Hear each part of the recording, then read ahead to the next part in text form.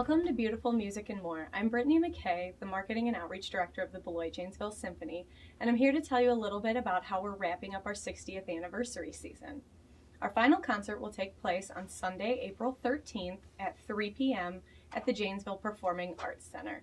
The concert's going to feature pieces from America's most beloved composers, Leonard Bernstein and Aaron Copland.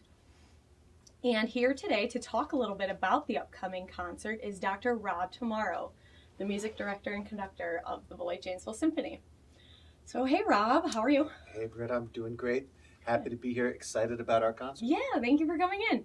And so I wanted you to tell us a little bit about what we have going on for the concert. This is extra special because we have some guest performers, right?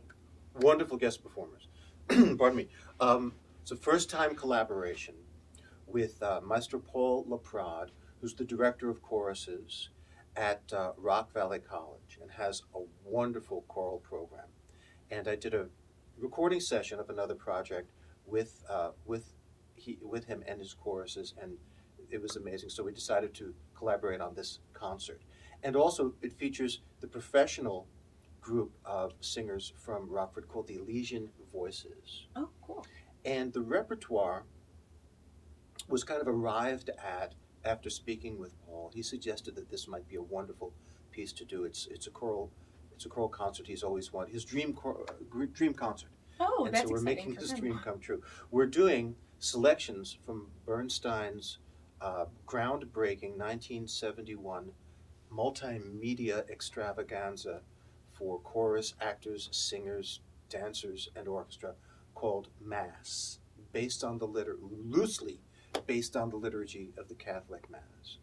We're doing his other great sacred piece, which is only 18 minutes long, called Chichester Psalms, and I'll explain a little bit about that. Okay, cool. And the final piece we're doing is the very beautiful piece for chorus and orchestra that comes at the end of Act 1 of Aaron Copland's only opera, The Tender Land. It's called The Promise of Living.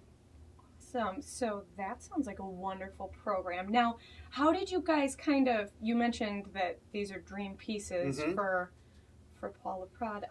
All three of them, or specifically? I suggested the Tender Land piece as a capstone piece for all the choruses. We're going to have 4 separate choruses singing in various configurations, but I thought it would be wonderful to have something that is very accessible for the audience, a secular piece that's an ode to Americana and the American way of life, whereas the previous 2 pieces are sacred pieces. Right, okay.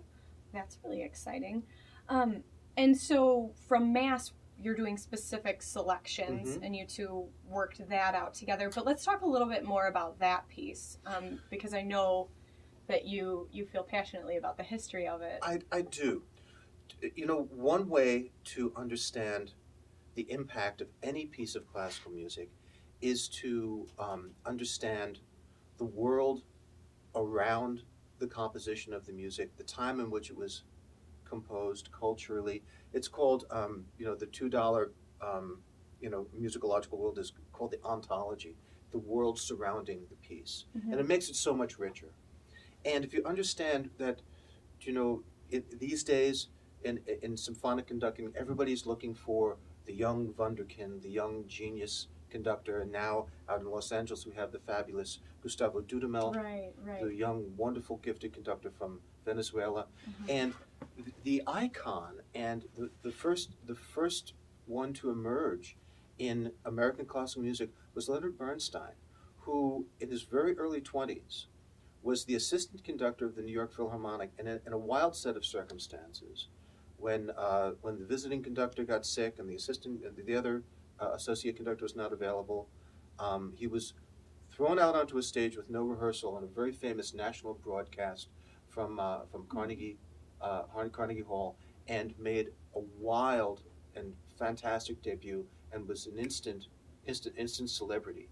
So he was the boy genius in 1943, and he always remained on the cutting edge socially, culturally, politically, and he was the first, people don't know this, he was the first native-born American to conduct a major symphony orchestra in the United States. Wow. In 1943. Previous to that, it was the the bona fides of the conductor of a symphony orchestra had to be a European. That's interesting. People don't remember that now. Right. So Bernstein was always interested in pushing the envelope of what can be done in classical music. Today, my primary concern is to reach out to new audience, is to find hybrid ways of presenting our music, of combining musical forms, and reaching out to people who have not been a part of the symphonic music experience, and to find a way to invite them in musically, culturally, in every way we can. And Bernstein was on the cutting edge of this. And let's talk about mass for a moment, because it has a kind of a wild history. In 1971, Bernstein was commissioned by Jacqueline Kennedy to compose a piece, a grand gala piece, to inaugurate the opening of the Kennedy Center for Performing Arts in Washington, D.C., named after her husband, John F. Kennedy.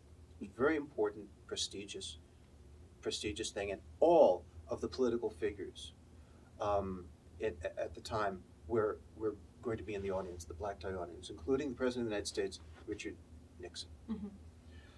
Now, Bernstein was very vocal in his opposition to the war in Vietnam, which was raging then. And as a matter of fact, the term radical chic, the term which is a term Tom Wolfe came up with to describe the kind of upper crust society, New York society, slightly left-leaning, that would have some interest in sort of street politics. The term radical chic was coined by Tom Wolfe for Leonard Bernstein.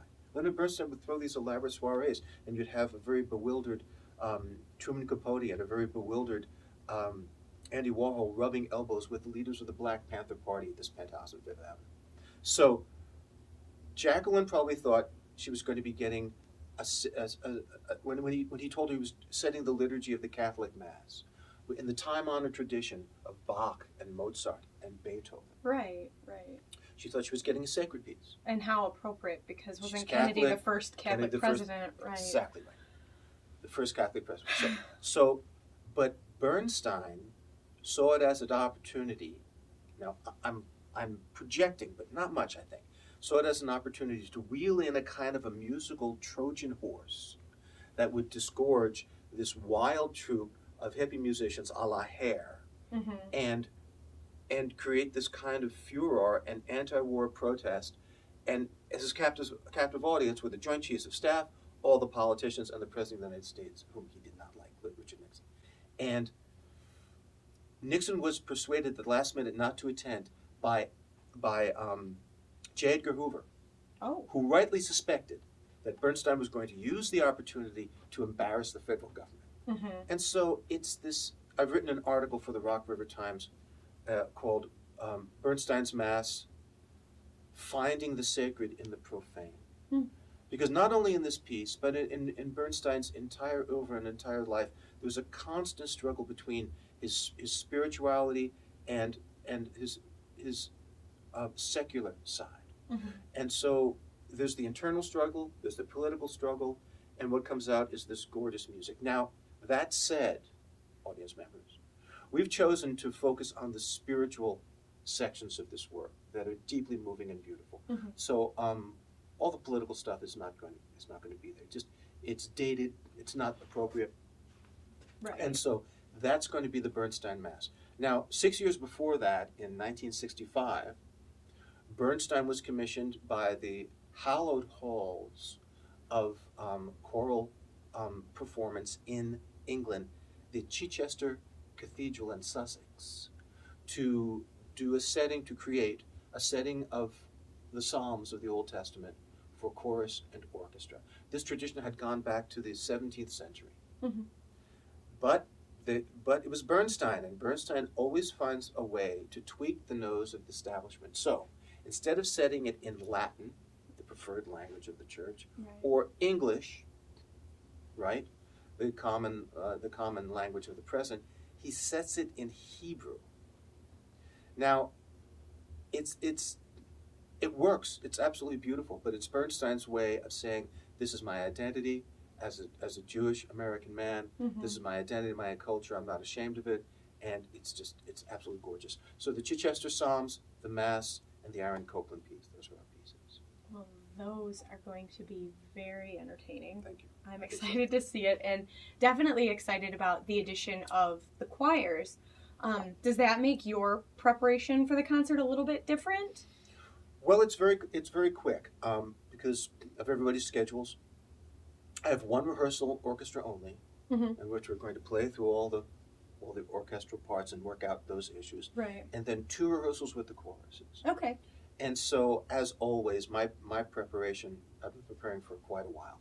So the idea is to troubleshoot and to try to solve problems that may come up well in advance, so you don't have to waste valuable rehearsal time. Right, obviously. Well, thanks again for coming in and My talking pleasure. to us about these pieces. The concert's going to be really great.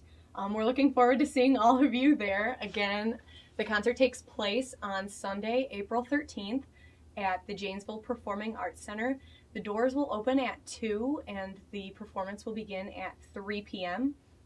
You can get tickets in advance online by going to our website at www.beloitjanesvillesymphony.org or by phone by calling 608-313-1200, and tickets will also be available at the door if you don't want to purchase them ahead of time.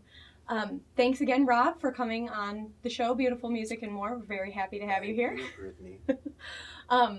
And I want to say a quick thank you to our patrons, our sponsors, our friends, and of course JATV for letting us use their studio space.